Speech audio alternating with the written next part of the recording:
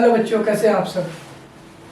आप सबका बहुत बहुत धन्यवाद कि आप लोग इस चैनल को बहुत अच्छा प्यार दे रहे हैं। आप लोग इसमें बहुत जो भी आपके रिगार्डिंग क्वेश्चन है आप उसको देख भी रहे हैं।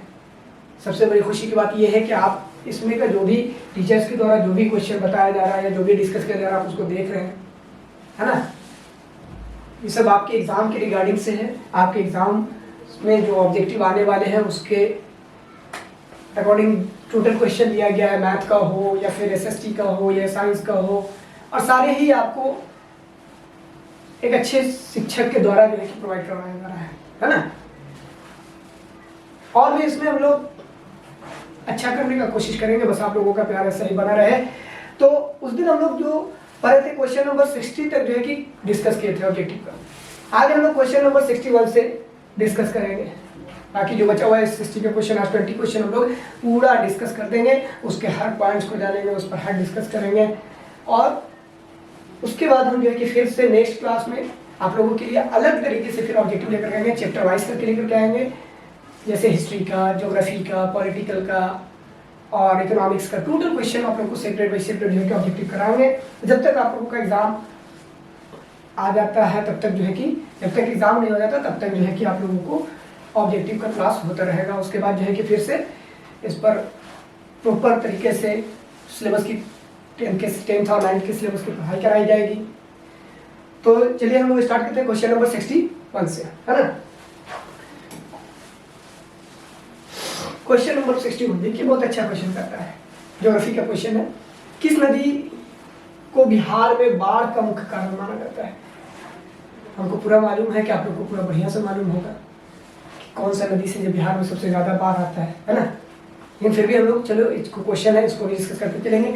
गंगा नदी है, सोन नदी है, कोसी है, पुनपुन है। ऑप्शन ए में आपका गंगा है, ऑप्शन बी में सोन है, ऑप्शन सी में कोसी है, ऑप्शन डी में पुनपुन नदी। किस नदी को बिहार में बाढ़ का मुख्य कारण माना जाता है। तो बिहार का स्रोत किस नदी को कहा जाता है, कोसी नदी को। बिहार का स्रोत किस नदी को कहा जाता है, कोसी नदी को। इसलिए आपका आंसर सही होगा कोसी। कोसी नदी जो है हिमालय से निकलती है और बिहार के मध्य भागों में से होते हुए गंगा में जाकर के मिलती है। और ये बिहार के कई जिलों को प्रभावित करती है, बाढ़ से प्रभावित करती है। जैसे सुपौल जिला, कटिहार जिला, सहरसा जिला, पूर्णिया जिला, है ना। बहुत सारे जिला को जो है कि प्रभावित करती है। तो बिहार में कोसी नदी को जो है कि बाढ़ का प्रमुख कारण माना जाता है, इसीलिए इसको बिहार का शोक भी कहा जाता है। बिहार का शोक भी इसको कहते हैं।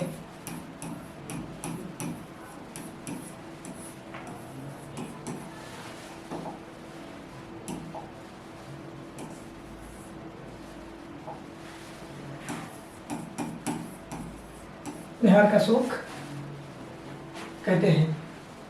अब बढ़ते हम लोग next question, question number 62। Question number 62 कहता है कि इन प्राकृतिक आपदाओं में से कौन बिहार को प्रतिवर्ष प्रभावित करता है। इन प्राकृतिक आपदा यानी कि जो नेचुरल डिजास्टर होता है, सबसे पहले प्राकृतिक आपदा होता है क्या है, बाढ़, सुनामी, ज्वालामुखी, है ना, भूकंप, तूफान। प्राकृतिक आपदा इसका मतलब कि जिसको हम लोग रोक नहीं सकते हैं। एक ऐसा आफत, एक ऐसा मतलब प्रकृति की तरफ से एक दिया हुआ अजाब कह ले, या हम लोग कह ले कि ऊपर वाले की तरफ से दिया हुआ एक तकलीफ कह ले, जिसको हम लोग रोक नहीं सकते। हाँ, उसको कम जरूर कर सकते हैं, उससे थोड़ा बच जरूर सकते हैं, लेकिन उसको दूर नहीं कर सकते हैं। प्राकृतिक आपदा से हम लोग, प्राकृतिक आपदा को हम लोग चाह करके भी रोक नहीं सकते, क्योंकि उस पर हम लोगों का अख्तियार नहीं, हम लोगों का कोई भी उस पर बस नहीं चलता। तो प्राकृतिक आपदा में से बिहार को प्रतिवर्ष प्रभावित कौन करता है, तो भूकंप हो गया, सुनामी हो गया, भूस्खलन हो गया, बाढ़ हो गया, ये चारों जो है कि प्राकृतिक आपदा है। और ये चारों अगर अपने आप पर आ जाए तो फिर हम लोग उसमें भी कुछ भी नहीं कर सकते, है ना। तो इसका आंसर सही होगा बिहार में इन प्राकृतिक आपदा में से बिहार को सबसे ज्यादा अगर कोई प्रभावित करता है तो वो प्रतिवर्ष करता है बाढ़, है ना। बाढ़ हर साल प्रभावित करता है। सुनामी आपको जो है समुद्री इलाका, समुद्री तट में के करीब आता है। भूस्खलन पहाड़ी इलाका, पर्वतीय इलाका में होता है। और भूकंप तो खैर सब जगह मिला जुला करके आते रहता है कभी कभी, है ना। लेकिन सबसे ज़्यादा भूकंप जो है आपको कहीं कहीं स्पेशली जगह है जहाँ पर आता है। लेकिन बाढ़ जो है, बाढ़ हर वर्ष प्रतिवर्ष प्रभावित करता है। उत्तरी बिहार में बाढ़ जो है प्रतिवर्ष प्रभावित करता है। तो आपका आंसर होगा ऑप्शन नंबर डी बार। यानी कि क्वेश्चन क्या था कि प्राकृतिक आपदाओं से कौन बिहार को प्रभाव प्रभावित करता है, तो बाढ़ करता है। अब बढ़ते हैं नेक्स्ट क्वेश्चन, क्वेश्चन नंबर 63 की ओर। क्वेश्चन नंबर 63 कहता है कि अधिकेंद्र का संबंध इनमें से किससे है? अधिकेंद्र, अधिकेंद्र का संबंध इनमें से किससे है? ऑप्शन ए है बाढ़, ऑप्शन बी है सूखा, ऑप्शन सी है भूकंप, ऑप्शन डी है भूस्खलन, है ना। ऑप्शन ए बाढ़, ऑप्शन बी सूखा, ऑप्शन सी भूकंप और ऑप्शन डी भूस्खलन। तो बाढ़ का संबंध, ये अधिकेंद्र का संबंध, अधिकेंद्र का संबंध जो होगा वो होता है भूकंप से। किससे होता है? भूकंप से होता है। अधिकेंद्र का संबंध भूकंप से है। भूकंप, अधिकेंद्र एक शक्ति प्रचलित है जिससे संबंध, जिसका संबंध जो है कि भूकंप से है, तो इसका आंसर सही होगा भूकंप। अब बढ़ते हैं नेक्स्ट क्वेश्चन, क्वेश्चन नंबर 64 की ओर।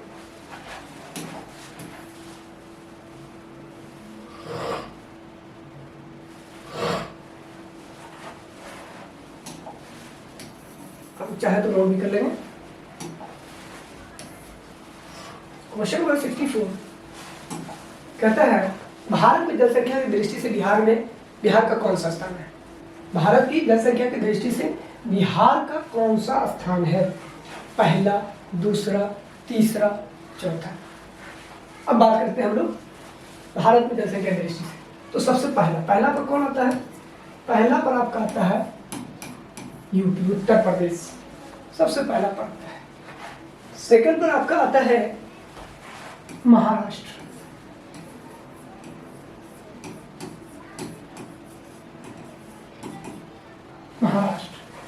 तीसरा पर आपका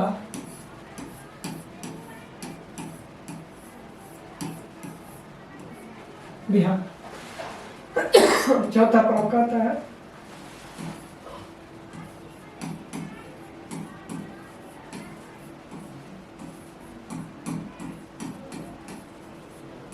पश्चिम बंगाल। तो भारत में जनसंख्या की दृष्टि से बिहार का कौन सा स्थान है? तो बिहार का स्थान आपका है तीसरा, इसलिए आपका आंसर सही होगा ऑप्शन नंबर सी, तीसरा, है ना। पहला पर यूपी है, दूसरा पर महाराष्ट्र है, तीसरा पर बिहार है, चौथा पर पश्चिम बंगाल है। अब बढ़ते हैं नेक्स्ट क्वेश्चन, क्वेश्चन नंबर 65 की ओर।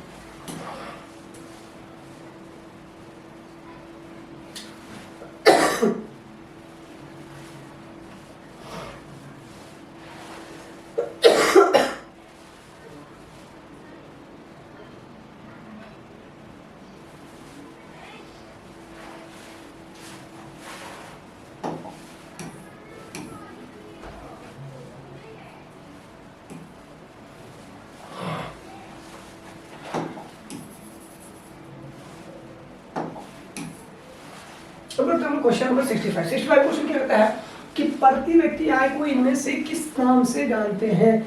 किस नाम से जाना जाता है? प्रति व्यक्ति आय को इनमें से किस नाम से जाना जाता है? ऑप्शन ए है आपका सीमांत आय, ऑप्शन बी है कुल आय, ऑप्शन सी है राष्ट्रीय आय और ऑप्शन डी है औसत आय। प्रति व्यक्ति आय यानी कि एक आदमी का पर पर्सन एंड इनकम के बारे में पूछ रहा है ना। प्रति व्यक्ति इनकम, प्रति व्यक्ति आय को इनमें से किस नाम से जानते हैं? सीमांत आय, कुल आय, राष्ट्रीय आय और औसत आय। तो बात करते हैं सीमांत आय। सीमांत आय एक तरह से किसी भी देश की सीमा के अंदर या किसी एक विशेष क्षेत्र में अर्जित आय को सीमांत आय कहते हैं, है ना। कुल आय मतलब कुल अर्जित आय जो होता है किसी भी एक क्षेत्र में, किसी भी एक देश की सीमा के अंतर्गत जो भी होता है उसके कुल आय को सीमांत आय कहते हैं। कुल आय किसको कहते हैं? किसी भी देश का कुल इनकम को दर्शाता है। और राष्ट्रीय आय, राष्ट्रीय कुल आय किसी देश के सीमा के अंदर या उसके कोई एक विशेष क्षेत्र के अंतर्गत जो इनकम, टोटल इनकम होता है उसको कुल आय कहते हैं। और राष्ट्रीय आय जो है वो किसी भी देश के इनकम को दर्शाता है, किसी भी देश की इनकम को दर्शाता है। लेकिन मेरा क्वेश्चन क्या कहता है कि प्रति व्यक्ति आय, तो प्रति व्यक्ति आय जो है ये औसत आय है। इसका आंसर होगा प्रति व्यक्ति आय को किस नाम से जानते हैं? औसत आय के नाम से जाना जाता है ना। प्रति व्यक्ति आय को इनमें से किस नाम से जाना जाता है? तो इनमें से किस नाम से जाना जाता है? तो औसत आय से जाना जाता है प्रति व्यक्ति आय। अब बढ़ते हैं हम लोग नेक्स्ट क्वेश्चन, क्वेश्चन नंबर 66।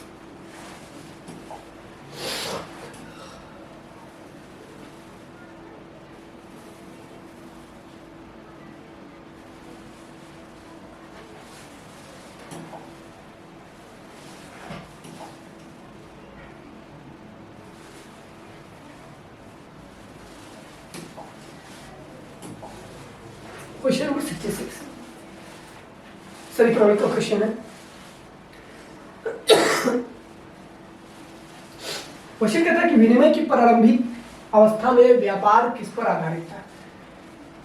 विनिमय की प्रारंभिक अवस्था में, एक्सचेंज के शुरुआती अवस्था में व्यापार किस पर आधारित था। ऑप्शन ए आपका वस्तु विनिमय प्रणाली, ऑप्शन बी मौद्रिक विनिमय प्रणाली, एंड ऑप्शन सी आपका है बैंकिंग प्रणाली, और ऑप्शन डी है इनमें से सभी, है ना। क्वेश्चन क्या कहता है कि विनिमय की प्रारंभिक अवस्था में, यानी शुरुआती दौर में, जब रुपया पैसा का जब नहीं हुआ था, मुद्रा का प्रचलन जब नहीं हुआ था, बैंकों का प्रचलन नहीं हुआ था, डेबिट कार्ड, क्रेडिट कार्ड, ये सब का प्रचलन नहीं हुआ था, तो उस समय प्रारंभिक अवस्था में विनिमय का क्या इस पर आधारित था। तो इसका आंसर होगा वस्तु विनिमय प्रणाली। क्या होगा आंसर इसका? इसका आंसर होगा वस्तु विनिमय प्रणाली। यानी विनिमय की प्रारंभिक अवस्था में जो है ना, वस्तु के बदले वस्तु दिया जाता था। अनाज के बदले कोई चीज़ दिया जाता था तो अनाज मिल जाता था, गुड़ के बदले चावल मिल रहा है, चावल के बदले गेहूँ मिल रहा है। इस तरीके से जिसके पास जो जिस चीज़ की अनुमति थी या जिसके पास जिस चीज़ की अधिकता होती थी वो दे करके वो देता था और वो लेकर के वो देता था। तो विनिमय की प्रारंभिक अवस्था में व्यापार किस पर आधारित था? तो व्यापार जो था वस्तु विनिमय प्रणाली पर। अब आते हैं next question, question number 67।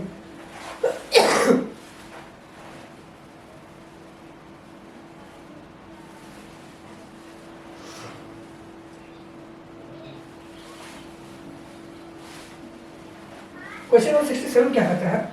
Magellan समिति का संबंध किससे है? मैगलन समिति का संबंध इनमें से किससे है? मैगलन समिति का संबंध, पहला तो ऑप्शन में देख लेते हैं कर प्रणाली, दूसरा भी सहकारिता, तीसरा है राष्ट्रीय, चौथा है ऑप्शन नंबर डी है गरीबी, है ना। मैगलन समिति का संबंध किससे, इनमें से किससे है? कर प्रणाली, सहकारिता, राष्ट्रीय और गरीबी। तो इसका आंसर मैगलन समिति जो था ये काम करता था सहकारिता के लिए, एक सहकारिता संस्था के लिए काम करता था, है ना।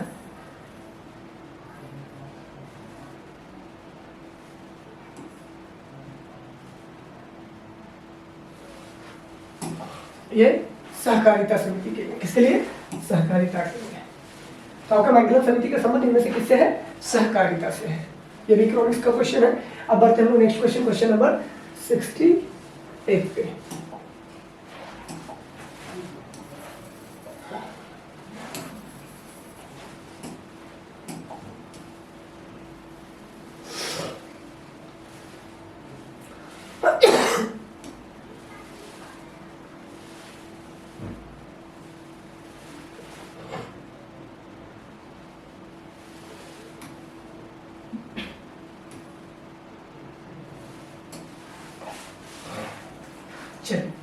क्वेश्चन नंबर 68, क्वेश्चन नंबर 68 क्या कहता है? लघु उद्योगों की अधिकतम निवेश सीमा क्या है? लघु उद्योगों की अधिकतम, यानी कि लघु उद्योग कहते हैं किसको है? लघु उद्योग उसको कहते हैं जो एक छोटा, लघु उद्योग एक प्रकार का छोटा सा उद्योग है जिसमें कोई खास बहुत बड़ा उद्योग नहीं फैलाया जाता है और इसमें संसाधनों का भी जो है कि कम ही उपयोग की जाती है ना। एक छोटे से पैमाने पर शुरू किया जाता है, उसी को लघु उद्योग कहते हैं। तो लघु उद्योग की अधिकतम निवेश सीमा क्या है? ऑप्शन देख लेते हैं एक बार। ऑप्शन ए 1 करोड़, बी है 3 करोड़, ऑप्शन सी है 5 करोड़, ऑप्शन डी है 7 करोड़। तो लघु उद्योग जो है 5 करोड़ इसका अधिकतम निवेश सीमा है ना। लघु उद्योग की अधिकतम निवेश सीमा क्या है? 5 करोड़। अब बढ़ते हैं हम लोग क्वेश्चन नंबर 69 की ओर। क्वेश्चन नंबर 69 कहता है नीति आयोग का पदाध्यक्ष कौन होता है? क्वेश्चन नंबर 69 क्या कहता है? नीति आयोग, बहुत फेमस है। नीति आयोग का पदाध्यक्ष कौन होता है? तो इसका ऑप्शन देख लेते हैं एक बार। ऑप्शन ए है राष्ट्रपति, ऑप्शन बी है प्रधानमंत्री, ऑप्शन सी है वित्त मंत्री, ऑप्शन डी है वित्त सचिव। ऑप्शन ए राष्ट्रपति, बी प्रधानमंत्री, सी वित्त मंत्री और ऑप्शन डी है आपका वित्त सचिव। तो नीति आयोग का पदाध्यक्ष कौन होता है? तो पहले तो हम लोग देखते हैं नीति आयोग का स्थापना कब हुआ? ये जनवरी 2015, 1 जनवरी 2015।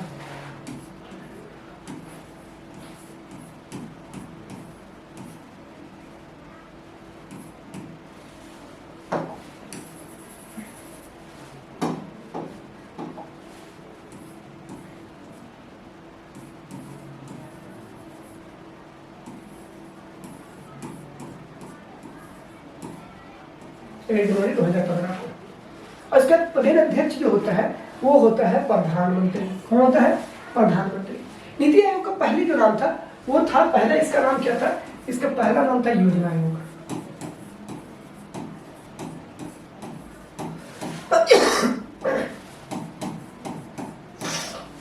योजना आयोग इसके स्थापना 1952 में की गई थी। और इसके प्रथम अध्यक्ष जो थे प्रधानमंत्री, हमारे भारत के प्रथम प्रधानमंत्री पंडित जवाहरलाल नेहरू जी थे, है ना। अब हम लोग बात करते हैं नेक्स्ट क्वेश्चन, क्वेश्चन नंबर 70 की ओर। तो इसका आंसर होगा प्रधानमंत्री। नीति आयोग का पदेन अध्यक्ष जो होता है वो प्रधानमंत्री होता है, और इसका उपाध्यक्ष जो होता है वो प्रधानमंत्री के द्वारा नियुक्त किया जाता है, और इसका जो है कि वित्त सचिव जो होते हैं वो प्रशासनिक मुख्य होते हैं, और इसके जो सदस्य होते हैं, नीति आयोग का सदस्य जो होता है वो भारत सरकार के द्वारा नियुक्त किया जाता है ना। भारत सरकार के द्वारा नियुक्त किया जाता है, नीति आयोग के सदस्य को भारत सरकार के द्वारा नियुक्त किया जाता है, और इसके उपाध्यक्ष को प्रधानमंत्री के द्वारा नियुक्त किया जाता है, और इसके महासचिव जो होते हैं वो मुख्य प्रशासनिक अधिकारी होते हैं। अब बढ़ते हैं क्वेश्चन नंबर 70 को। अब आते हैं क्वेश्चन नंबर 70, कहता है कि मानव परिश्रम से अर्जित धन क्या कहलाता है।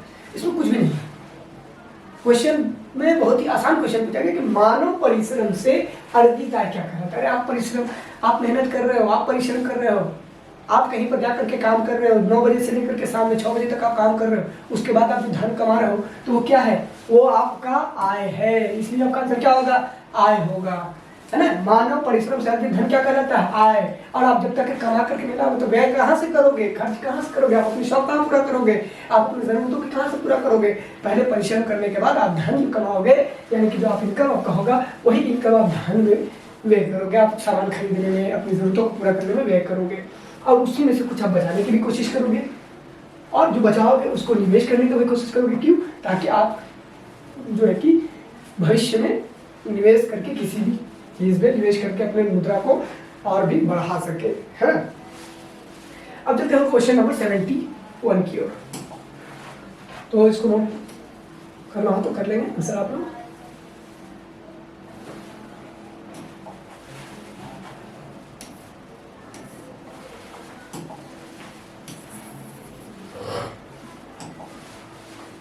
भारतीय रिजर्व बैंक का राष्ट्रीयकरण कब हुआ था। भारतीय रिजर्व बैंक का राष्ट्रीयकरण कब हुआ था। क्वेश्चन आपका कहता है 1921, 1935, 1949, 1952, है ना। राष्ट्रीयकरण, नेशनलाइजेशन कब हुआ था भारतीय रिजर्व बैंक का। तो ये आपका जो हुआ था, ये आपका हुआ था 1949, आपका ये हुआ था 1949 में।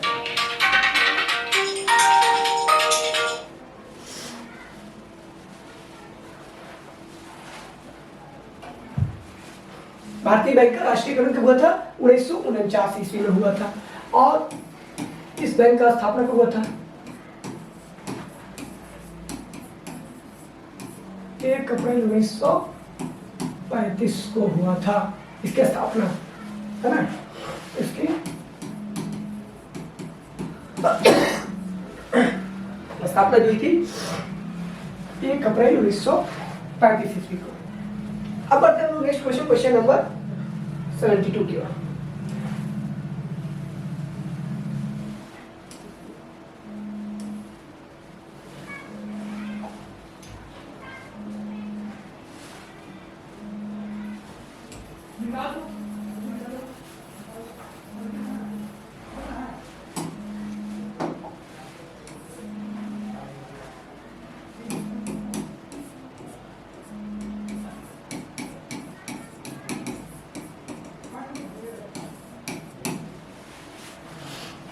अप्रैल 1935 को हुआ था।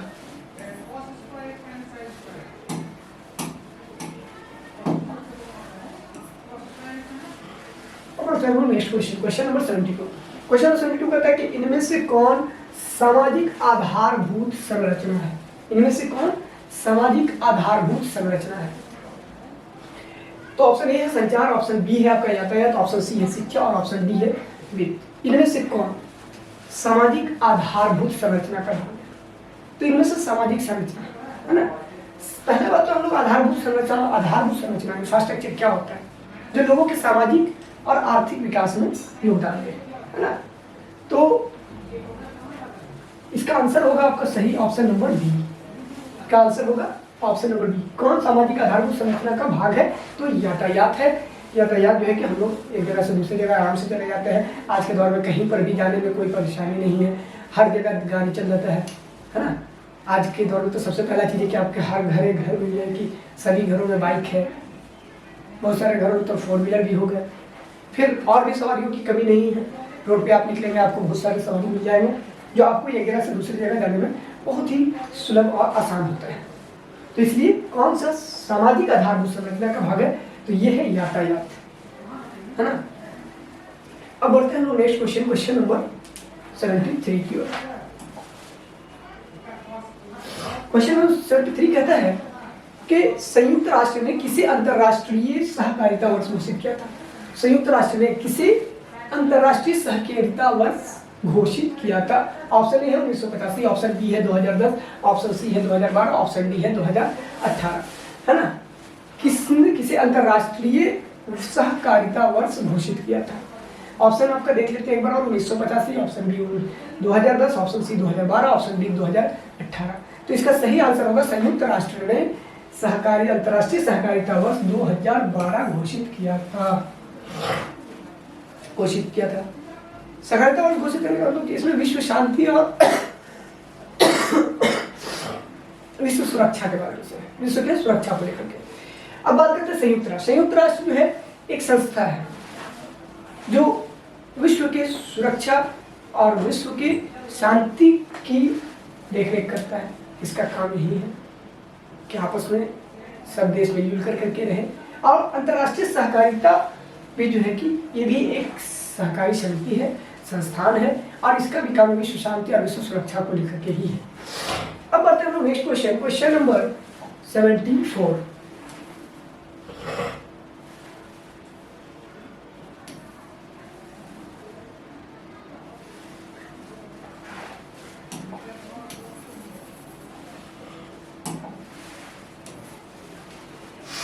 क्वेश्चन नंबर 74 क्या कहता है? उपभोक्ता अधिकारों की घोषणा सर्वप्रथम कहाँ की गई थी? उपभोक्ता अधिकारों की घोषणा, यानी कि उपभोक्ता कंज्यूमर्स का अधिकार जो होता है, उसको किसी भी चीज़ के प्रति शिकायत हो या उसके जो भी अधिकार है वो अपने अधिकार के प्रति वो आज़ाद है। तो सबसे पहले इसकी घोषणा उपभोक्ता अधिकार को लेकर के सबसे पहले किस देश में घोषणा की गई थी? ऑप्शन एक बार देख लेते हैं, Canada, option B Bharat, option C America, option D Bangladesh.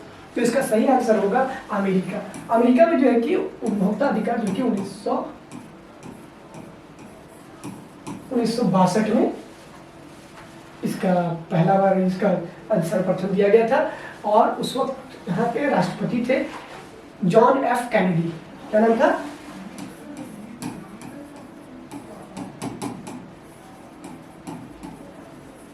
John F Kennedy, है ना। उपभोक्ता अधिकारों की घोषणा सर्वप्रथम कहाँ की गई थी? तो अमेरिका में की गई थी और 1962 में की गई थी। और उस वक्त अमेरिका के राष्ट्रपति जो थे जॉन एफ कैनेडी के द्वारा उपभोक्ता अधिकार की घोषणा पहली बार की गई थी। अब बढ़ते हैं नेक्स्ट क्वेश्चन, क्वेश्चन नंबर 75।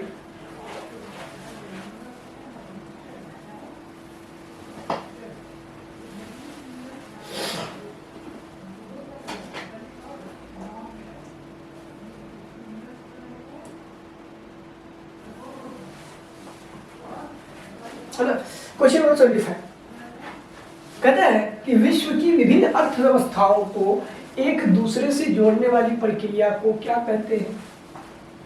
विश्व की विभिन्न अर्थव्यवस्था यानी कि एक देश से दूसरे देश की इकोनॉमिक्स को जोड़ने वाली प्रक्रिया को क्या कहते हैं? तो ऑप्शन देख लीजिए, उदारीकरण है, ऑप्शन बी निजीकरण है, ऑप्शन सी वैश्वीकरण है, ऑप्शन डी इनमें से सभी है। तो इसका आंसर क्या होगा? इसका आंसर क्या होगा? विश्व की विभिन्न अर्थव्यवस्थाओं को एक दूसरे से जोड़ने की प्रक्रिया क्या कहते हैं? विश्व से इनमें से जोड़ने की प्रक्रिया को क्या कहते हैं, है ना।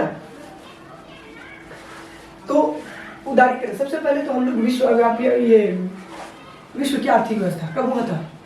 1991 ना। हमारे साथ जब पढ़ेंगे तो उसमें आप ये क्वेश्चन देखेंगे कि कब हुआ था। ये 1991 में हुआ था। तो विश्व की एक देश से दूसरे देश की इकोनॉमिक्स को जोड़ने की प्रक्रिया क्या कहते हैं? एक देश से दूसरे देश की अर्थव्यवस्था को जोड़ने की प्रक्रिया को कहते हैं वैश्वीकरण कहते हैं।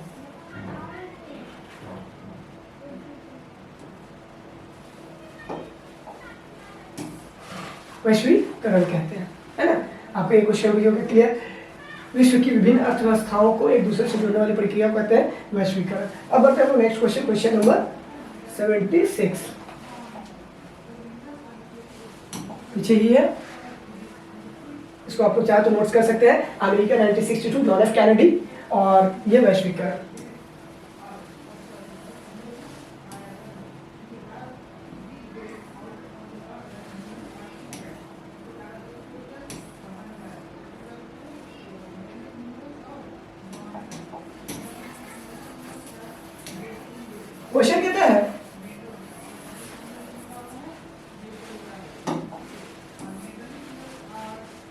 क्वेश्चन कहता है इनमें से कौन संस्थागत वित्तीय स्रोत का उदाहरण, कौन संस्थागत वित्तीय स्रोत का उदाहरण है ना। ऑप्शन ए है वाणिज्यिक बैंक, ऑप्शन बी है सहकारी बैंक, ऑप्शन सी है क्षेत्रीय बैंक, ऑप्शन डी है इनमें से सभी, है ना।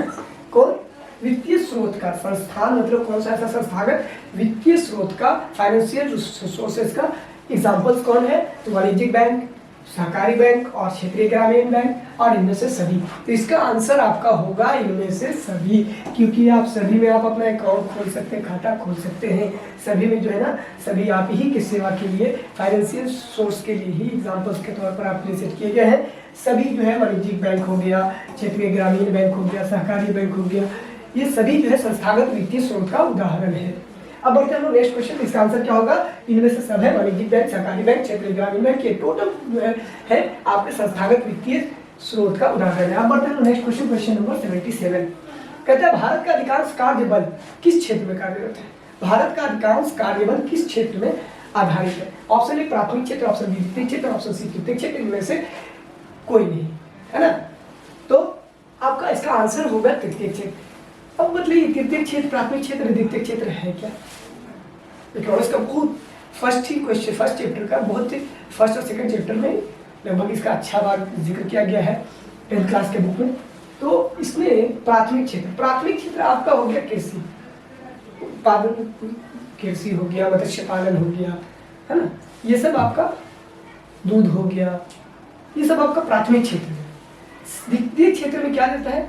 द्वितीय क्षेत्र में उत्पादन या निर्माण, है ना।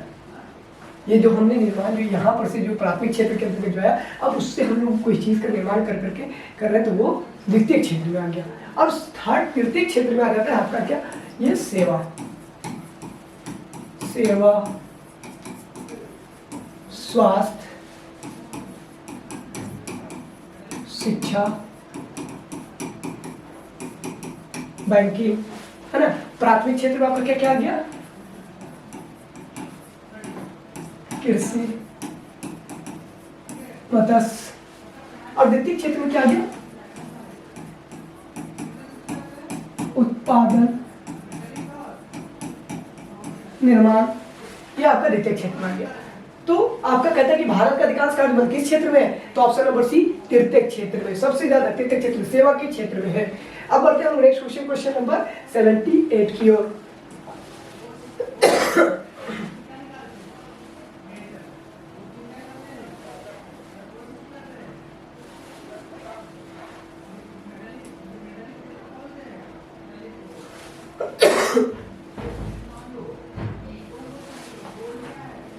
तो अब हम लोग आते हैं क्वेश्चन नंबर 78 की। क्वेश्चन नंबर 78 कहता है कि भारत में मौद्रिक नीति का निर्धारण कौन करता है ना। मौद्रिक नीति का निर्धारण कौन करता है? आप लोग जानते हो, लेकिन एक बार फिर भी इसको डिस्कस करते चले। भारत सरकार, ऑप्शन बी है वित्त मंत्रालय, ऑप्शन सी है भारतीय रिजर्व बैंक, और ऑप्शन डी जो है वित्त आयोग, है ना। तो मौद्रिक नीति का निर्धारण कौन करता है? तो ये करता है हमारा,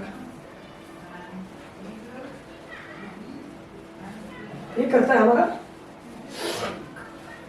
इसको एक बार और सही से कर देते हैं, इंग्लिश में देख लीजिएगा, है ना। तो ये हमारा करता है भारतीय रिजर्व बैंक, है ना। मौद्रिक नीति का निर्धारण कौन करता है? दर का निर्धारण करना हुआ, ऋण देने का निर्धारण हुआ, ये सभी चीजें जो है ना, ये सब बैंक में भी जो लोन का जो प्रोसेस जो भी होता है वो टोटल जो है भारतीय रिजर्व बैंक के द्वारा। इसमें जो है कि आप अपना खाता नहीं खुलवा सकते, है ना। भारतीय रिजर्व बैंक एक ऐसा बैंक है जिसमें किसी मनुष्य का खाता नहीं खुल सकता है ना। इसमें जो है कि आपका खाता नहीं खुलेगा। ये भारत के मौद्रिक नीति का निर्धारण करता है।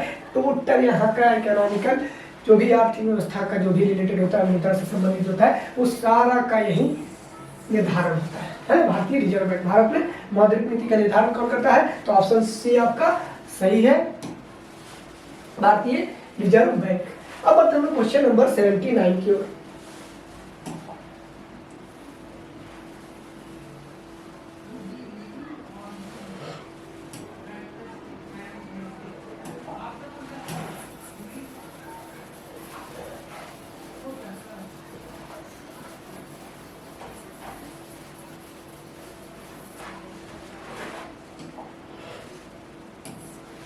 क्वेश्चन नंबर 79 कहता है कि भूमि विकास बैंक को पहले किस नाम से जाना जाता था? भूमि विकास बैंक को पहले किस नाम से जाना जाता था? ऑप्शन ए आपका क्षेत्रीय ग्रामीण बैंक, ऑप्शन बी है भूमि बंधक बैंक, ऑप्शन सी है सहकारी बैंक और ऑप्शन डी है इनमें से कोई भी नहीं। पहला क्या है आपका?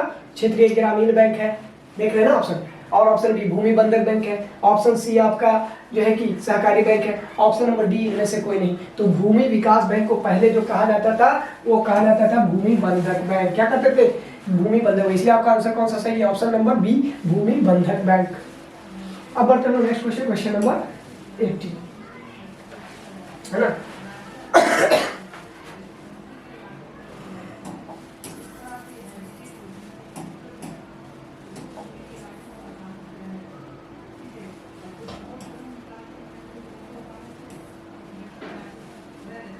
आज का लास्ट क्वेश्चन है ऑब्जेक्टिव का। कहता है इनमें से किस जमा में कोई भी ब्याज नहीं मिलता है? कहता है इनमें से किस जमा में कोई भी ब्याज इंटरेस्ट नहीं मिलता है ना।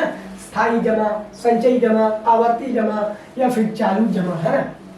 किसमें जो है कि ब्याज नहीं मिलता है? तो अस्थायी जमा की बात कर लेते हैं, आवर्ती जमा की बात कर लेते हैं और संचयी जमा। इन तीनों में जो है कि आपको ब्याज मिलता है। आपके खाते में अगर पैसा है उस पर ब्याज मिलता रहेगा। लेकिन चालू जमा, इसमें जो है कि आप निकालते, ये ऐसा होता है इसमें आप जो है कि पैसा निकाल भी सकते हैं, डाल भी सकते हैं, जमा भी कर सकते हैं। इसमें कोई ब्याज आपको नहीं मिलता है, इसमें कोई ब्याज नहीं मिलता है। तो इनमें से इस जमा में कोई ब्याज नहीं मिलता है तो चालू जमा, है ना। तो आपका answer number option number D सही है। तो ये टोटल क्वेश्चन जो है कि बीएसएल की ऑफिशियल वेबसाइट पर जो दिए हुए थे ऑब्जेक्टिव, उसको हम लोगों ने पूरा डिस्कस कर लिया। अब हम लोग जो है कि नेक्स्ट क्लास में मैं आप लोगों के लिए नए ऑब्जेक्टिव क्वेश्चन को लेकर के आऊँगा। उसके बाद उस पर हम लोग डिस्कस करेंगे, चैप्टर वाइज करके लेकर के आएंगे। हिस्ट्री का कुछ 10 क्वेश्चन है, पॉलिटी का 10 क्वेश्चन, इकोनॉमिक्स का 10 क्वेश्चन, आपका जा करके ज्योग्राफी का। तो टोटल जो है कि हम लोग इसी तरीके से जब तक आप लोगों का एग्जाम नहीं हो जाता तब तक आप लोगों के लिए ऑब्जेक्टिव क्वेश्चन, क्योंकि ऑब्जेक्टिव क्वेश्चन ही जो है कि आप लोगों के एग्जाम में एक अहम रोल निभाने वाला है। और अभी भी आप लोगों के पास में टाइम है, अभी भी आप लोग तैयारी करें, बढ़िया से पढ़ें, मन लगा करके पढ़ाई करें और अच्छे मार्क्स लाने की कोशिश करें, अच्छा परसेंटेज लाने की कोशिश करें, ताकि आपका भविष्य जो हो उज्जवल हो। नेक्स्ट क्लास में हम लोग जो है कि और भी बहुत बढ़िया से हिस्ट्री पढ़ी। नेक्स्ट क्लास में हम लोग और भी बहुत बढ़िया से जो है कि क्या कहते हैं ऑब्जेक्टिव पर थोड़ा सा ध्यान देखेंगे ऑब्जेक्टिव पर, उसके चैप्टर वाइज करके। जैसे फर्स्ट चैप्टर में आपका यूरोप में राष्ट्रवाद है, नेशनलाइजेशन इन यूरोप है। उसके बाद जाकर करके आपका हिंदी चीन के में राष्ट्रीयता, उसके बाद भारत में राष्ट्रवाद, है ना। तो वो सब पर भी हम लोग उसके अकॉर्डिंग भी जो है कि हम लोग ऑब्जेक्टिव क्वेश्चन देखेंगे। तब तक के लिए और भी आप लोग इस चैनल पर जो है कि और भी बहुत सारे टीचर्स हैं जो ऑब्जेक्टिव क्लास करवाते हैं। जैसे हमारे में रिकैप सर हैं, वो मैथ का ऑब्जेक्टिव, आप उनको भी उनकी क्लास को जो ज्वाइन करें, बढ़िया से देखें। आप लोग के एग्जाम में उसमें तो और 100 क्वेश्चन है आप लोगों के पास मैथ का, 100 क्वेश्चन में 50 क्वेश्चन ऑब्जेक्टिव आने वाले हैं, तो वो भी देखिए, बहुत ज़रूरी है आपका। फिर उसके बाद सवाल सर हैं, उनका साइंस का क्वेश्चन आता है ऑब्जेक्टिव का, तो भी देखें। तो टोटल ऑब्जेक्टिव का क्लास आप लोग करें, है ना। ऐसे आप लोगों का आप लोग को देख रहे हैं, व्यू अच्छा देख रहे हैं, आप लोग क्वेश्चन देख रहे हैं, लेकिन इसको बढ़िया से देखें, क्योंकि मैंने अपने क्वेश्चन में जहाँ पर भी ये 80 क्वेश्चन में मैंने आप लोगों को लगभग 150 पौने 200 करीब क्वेश्चन का सॉल्यूशन दिया है, क्योंकि बहुत सारा ऐसा क्वेश्चन था जिसका टोटल ऑब्जेक्टिव जो था, बहुविकल्प जो था, ऑप्शन जो था, मैंने उसका भी डिस्कस कर करके आप लोगों के, ताकि आप लोगों को अगर उससे रिलेटेड क्वेश्चन ना आता हो या कोई ऑप्शन से रिलेटेड क्वेश्चन आ जाए तो आप लोगों को याद रहे, है ना। तो अब हम लोग जाएंगे नेक्स्ट क्लास में, फिर मिलेंगे, तब तक के लिए थैंक यू।